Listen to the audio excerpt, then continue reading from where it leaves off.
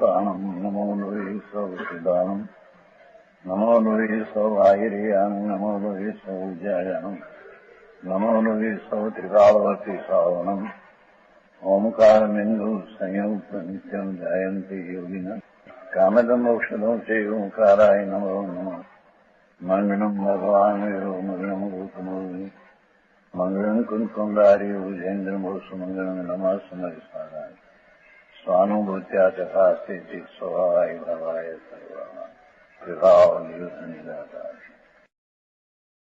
आज पाव में खेत मिला आज तो भगवान ने मोक्ष में दिए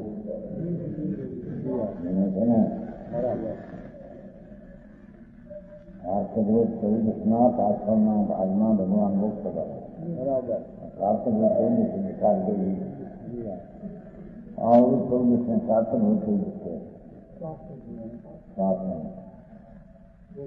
એના સવારના પાછળના ભાગમાં ભગવાન મોક્ષ ગયા એટલે આત્માની પવિત્રતા પૂર્ણ પ્રાપ્ત થઈ ગઈ. મોક્ષની વ્યાખ્યા આત્માનો જે સ્વભાવ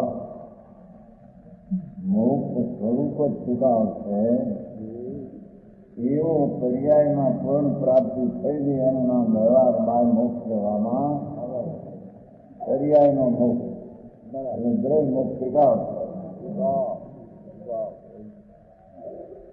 એવા ભગવાન અનાદિ સંસાર હતો એનો અંત આવી ગયો અને મોક્ષની પર્યાય ચાલી છે અને અનંત રહેશે. અનંતતા આવી મોક્ષની પર્યાય અતિની આનંદની દશા ચાલે એનું નામ મોક્ષ કહેવામાં આવે. જ્યાં ભાવ પણ એ આયાતમાં ભાવ જીવ ભાવન એમાં આવશે ને ચોથું પદ કઈ ગાતા આવે હવે 88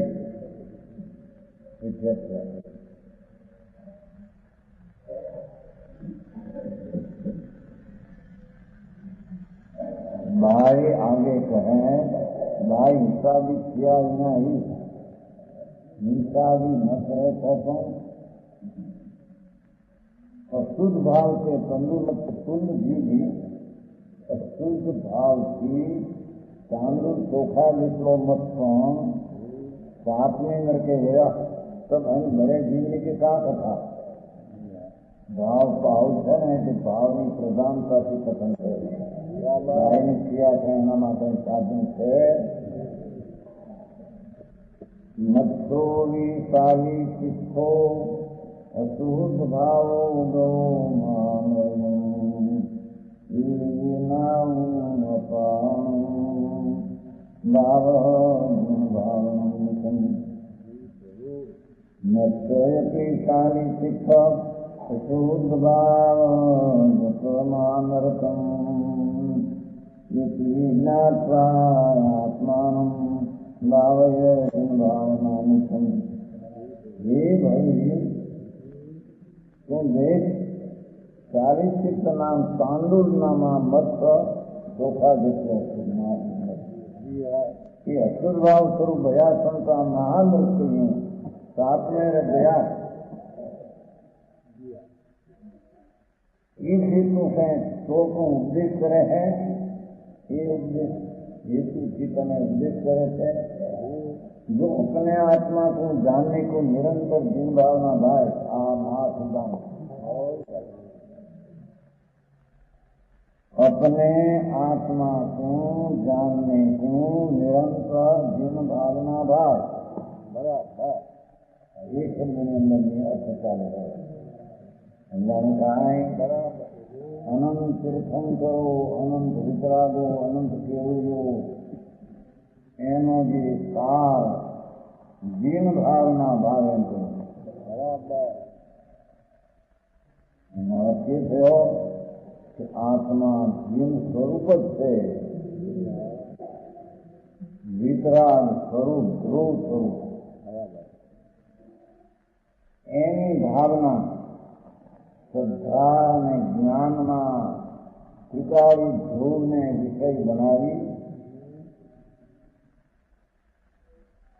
અંદર જે કાંઈ આ સવારમાં કહ્યું છે પછી વહેલા હતા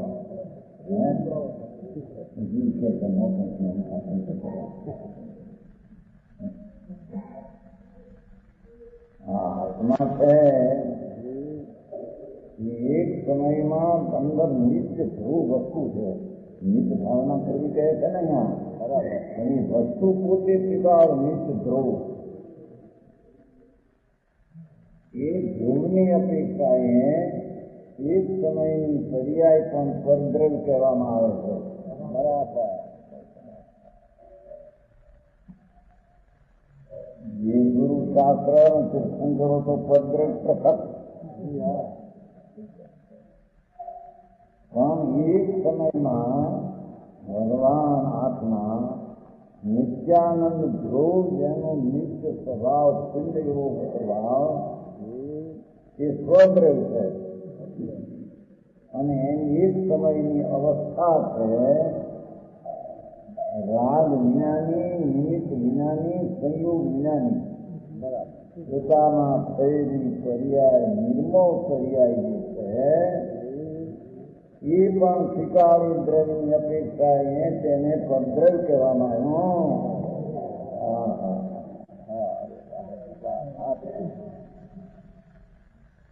સવારે બીજું કઈ દીપક ચાલે કાળમાં આવશે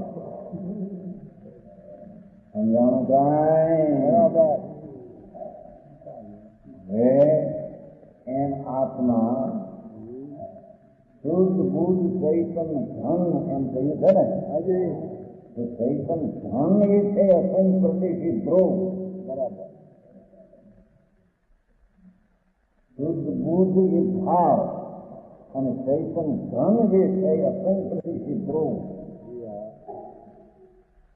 એ ધ્રુવ અસંગ પ્રદેશી જે સ્વક્ષેત્ર છે, સ્વક્ષેત્ર એટલે પોતાનું છે અને એ અસંગ પ્રદેશના એક સમયની ક્ષેત્રના અવસ્થા થાય એ પણ પરક્ષેત્ર છે. શરીર, વાણી, મન એનું તો પરક્ષેત્ર ભિન્ન રહી ગયું પણ આત્માના અસંગ પ્રદેશ ધ્રુવ ચૈતન ભગવાન આત્મા એના પવિત્ર પ્રદેશનો ખંડ પિંડ એ સ્વક્ષેત્ર છે અને એની એક સમયની ક્ષેત્રની અવસ્થાના પ્રદેશોનો અંશ એ પરક્ષેત્ર છે. એ પરદ્રવ અને પરક્ષેત્રનો આશ્રય કરવા લાયક નથી.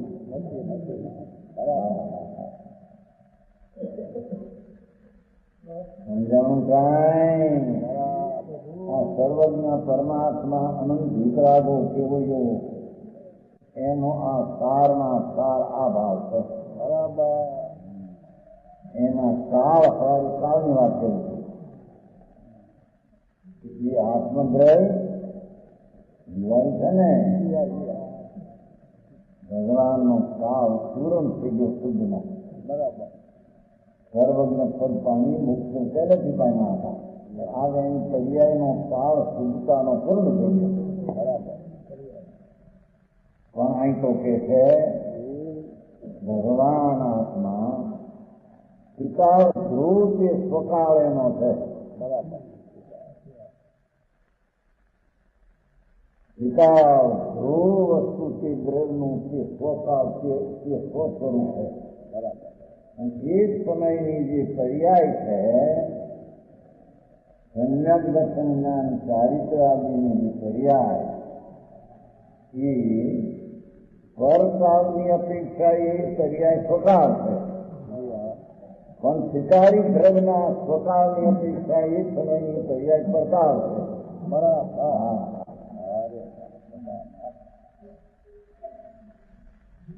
એટલે કે પરદ્રવ પરક્ષેત્ર પરકાળ આશ્રય કરવા જેવો વાત છે.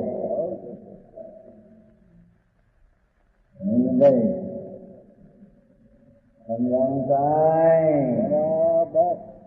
જેને આત્મા વસ્તુ એની ભાવના એટલે શ્રદ્ધા જ્ઞાન, એનો વિષય જે સ્વીકારી ધ્રુવ,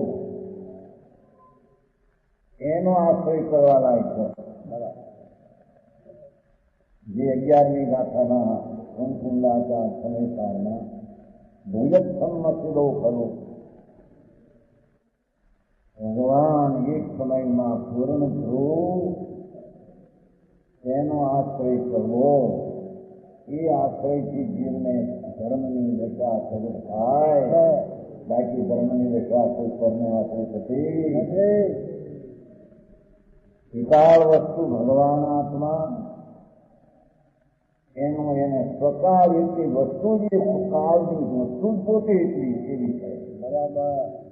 એક સમયની વિતરાગી પર્યાય એ પણ સ્વકાળના પિતાની અપેક્ષા પ્રભાવ છે, પરદ્રવ છે, પરક્ષેત્ર છે. માટે તેને પરકાળનું, પરદ્રવનું પોતાના પરક્ષેત્રનું જ્ઞાન જેને યથાર્થ કરવું હોય, એને સ્વદ્રવ ક્ષેત્રકાળ ભાવ જે ત્રિકાળી તેનો આશ્રય કરવો પડશે. નહીં એમ આત્મા ભાવ સ્વરૂપ, આનંદ સ્વરૂપ, જ્ઞાન સ્વરૂપ આદિ ભાવ ત્રિકાળ, ત્રિકાળ ભાવ છે તે પોતાનો સ્વભાવ છે. અને એની એક સમયની વિતરાગી પર્યાય એ ભાવ પણ પ્રભાવ છે. બરાબર.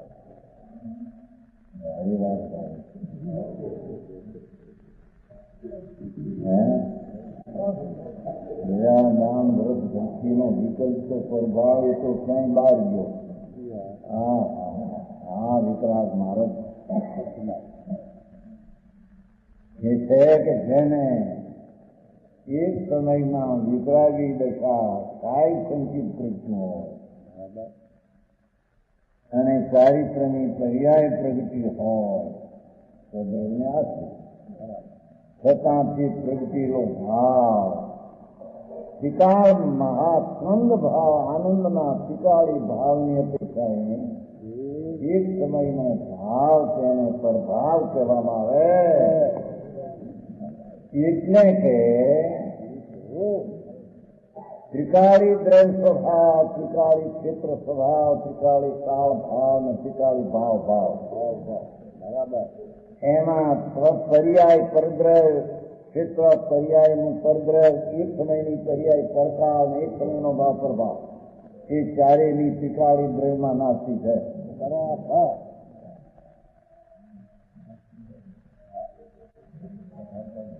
આમાં બધું ઊંડું ઉતર્યા વિના નહીં સમજાયું નથી. ઉપર પક્ષી બહારના પૈસા ઘટ મળી જાય એમ મળીએ તો પૂર્ણ પરમાણુ લઈને દેખાય. મળે તો ક્યાં દેખાય. બરાબર.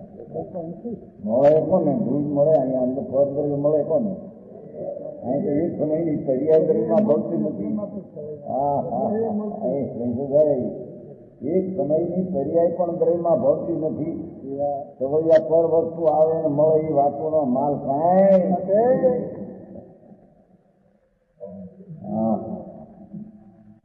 સમજાણું કાંઈ?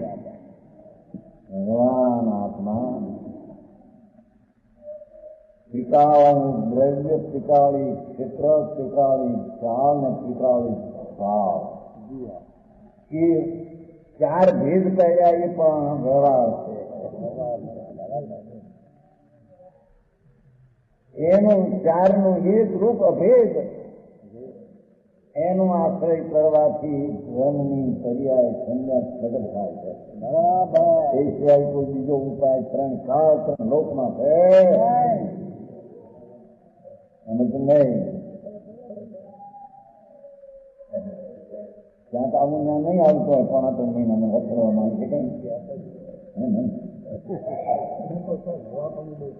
ધૂળમાં હવા પણ હવા પણ જાય. એ હવાના વાયરા ધ્રુવમાં પીડ્યા છે, એના વાયરા વાય હવા પણ છે.